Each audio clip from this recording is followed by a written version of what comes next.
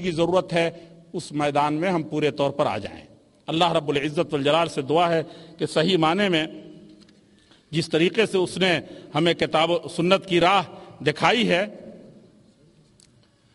ہم کو عملی طور پر بھی اسی طریقے سے پورے طور پر گامزن ہونے کی توفیق ارزانی فرما دے۔ بارک اللہ لی ولکم فی القرآن المجید ونفعنی وإیاکم بالآیات والذکر الحکیم۔ یہاں صرف ایک لفظ کا ہے، رسول اللہ صلی اللہ علیہ وسلم قبر مسجد کے اندر ہے اور پکی ہے، تو کیا یہ جائز ہے اور ٹھیک ہے؟ کیا اسی طرح قبر ہم بھی بنا سکتے ہیں؟ تو نہ وہ پکی ہے اور نہ ہی مسجد کے اندر ہے، اور نہ ہم ویسے بنا سکتے ہیں۔ ہاں، اور تفصیل مولانا عبد الخالق صاحب اس دن ضرور شریک ہوں جو صحرا میں، محاورہ تو آپ کو شاید پسند نہ آئے لیکن حقیقت میں وہ دینی اعتبار سے جو جنگل میں حقیقت میں منگل ہوگا، یہ اور اس سے بھی زیادہ کنفیوز کرنے والے سوالات کا جواب دیا جائے گا۔ میری استدعا ہے کہ خاص طور پر اس میں شریک ہو کر کے اس میں اپنے ایمانی معلومات میں اور دینی معلومات میں اضافہ فرمائیں۔ والسلام علیکم ورحمۃ اللہ وبرکاتہ۔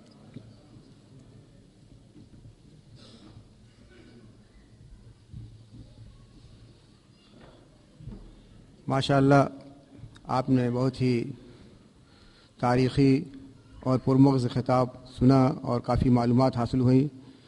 وہ آپ کے خطاب کے بعد میں ایک شیخ عبد الخالق صاحب کے سامنے کرتا ہوں جو آپ کے سوالات کا جواب دیں گے۔ چونکہ وقت بہت ہو چکا ہے اس لیے آپ کے پورے سوالات کے جواب نہیں دیے جا سکتے ہیں، کچھ تو دیے ہی جا سکتے ہیں۔ انشاءاللہ آپ کو اس سوالات کا جواب دیں گے۔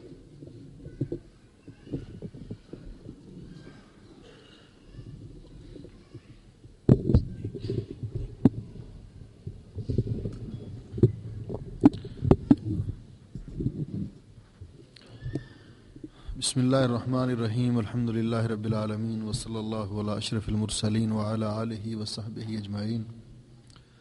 اس وقت سوالات کے جوابات دینا تو مشکل ہے، اس لیے کہ ماشاءاللہ بزرگوں نے سیر حاصل گفتگو فرمائی اور آپ نے استفادہ کیا، تو یہ حساب تو ڈاکٹر صاحب سے ہم بعد میں کبھی لیں گے۔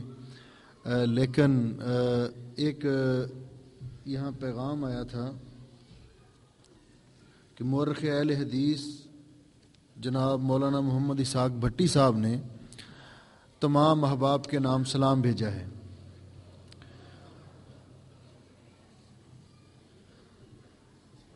سلام لانے والے کے لیے ہم کہتے ہیں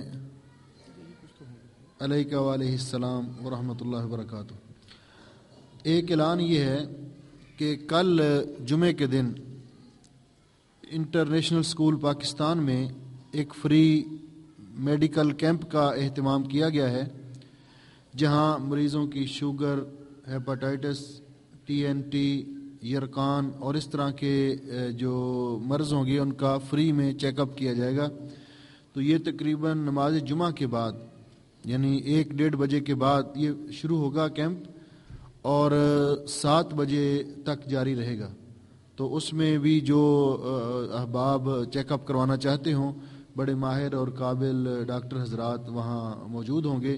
انہوں نے پوری مشینری کا بھی وہاں اہتمام کیا ہے، تو آپ وہاں بھی جا سکتے ہیں۔ اب سوالات کے جوابات میں 1-2 سوال ہیں جو ڈاکٹر صاحب کی تقریر کے متعلق ہیں۔ تو سائل نے ایک تو یہ پوچھا ہے کہ آپ نے کہا ہے کہ ہمیں اللہ کے علاوہ کسی سے مدد نہیں مانگنی چاہیے، جب کہ ہم کسی کو کہتے ہیں کہ کسی سے پانی مانگتے ہیں، کسی سے روٹی مانگتے ہیں یا کسی سے کوئی ایسی چیز مانگتے ہیں، تو کیا یہ مدد مانگنا نہیں ہے؟ میرے بھائیوں، اصل بات یہ ہے کہ جس سے مدد مانگی جائے اس کی حیثیت 2 طرح کی ہے، اور مدد مانگنا بھی 2 طرح سے ہے۔ ایک ہے ما تحت الاسباب اور ایک ہے ما فوق الاسباب۔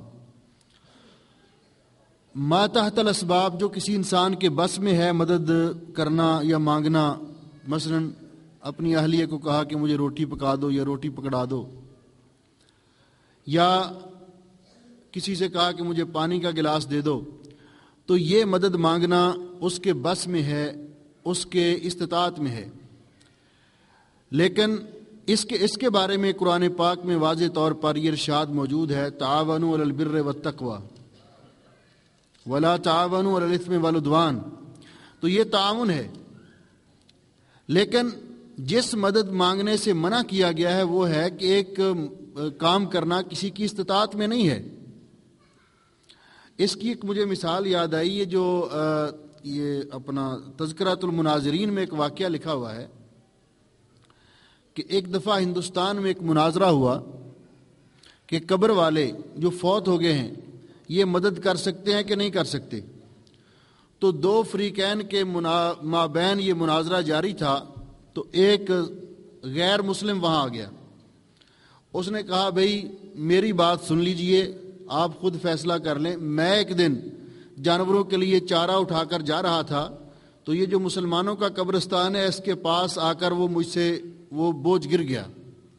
تو میں نے بڑی آوازیں دی کہ یار مجھے کوئی شخص میری آواز سن رہا ہو تو یہ چارہ اٹھوا دے.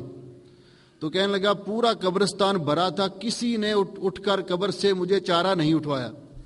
میں گاؤں میں گیا، وہاں سے بندہ بلا کے لایا جس نے میرے ساتھ وہ بوجھ اٹھایا.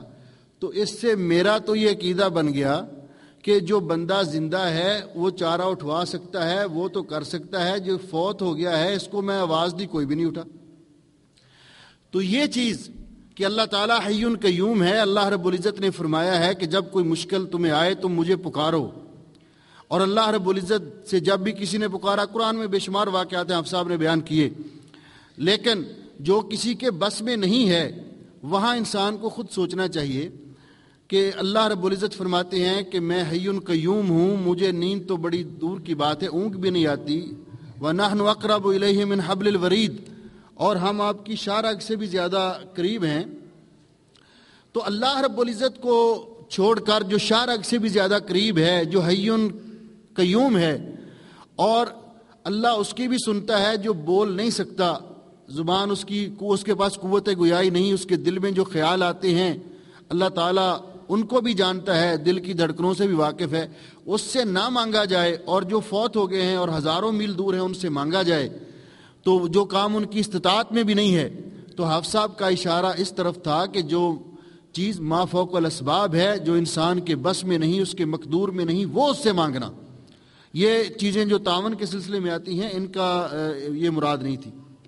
اسی طرح کسی ساتھی نے کہا ہے، میرے خیال میں ان کا اشارہ یہ ہے کہ انہوں نے یہ جو حدیث بیان کی تھی کہ جب اس نے کہا خطیب نے وَمَنْ يَأْسِهِمَا، تو آپ نے فرمایا بئس الخطیب وانت.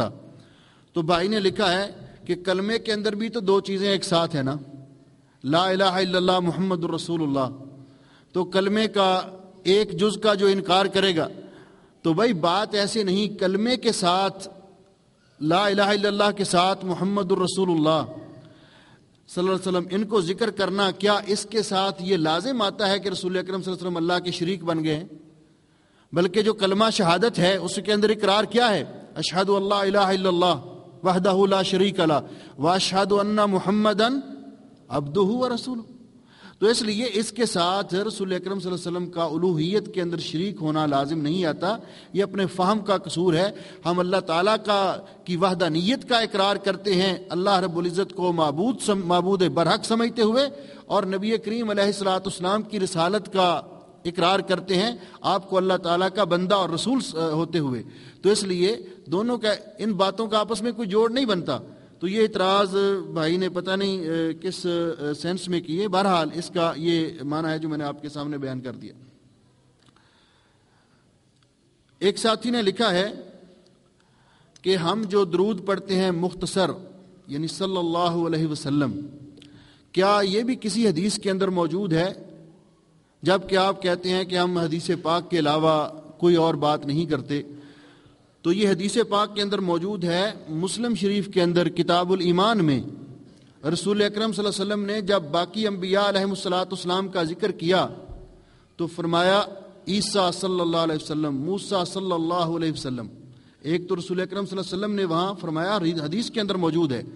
دوسرا صحابہ کرام، جس طرح حدیث کی ساری کتابوں کے اندر یہ بات موجود ہے کہ صحابہ کرام رسول اکرم صلی اللہ علیہ وسلم کے سامنے جب آپ کا نام نامی اس میں گرامی لیتے یا حدیث بیان کرتے تو صلی اللہ علیہ وسلم کہا کرتے تھے، تو رسول اکرم صلی اللہ علیہ وسلم خاموش رہا کرتے تھے. تو یہ حدیث قولی بھی ہوئی اور تقریری بھی ہوئی، تو اس لیے یہ رسول اکرم صلی اللہ علیہ وسلم سے ثابت ہے. اختصار کے ساتھ اگر کوئی کہتا ہے صلی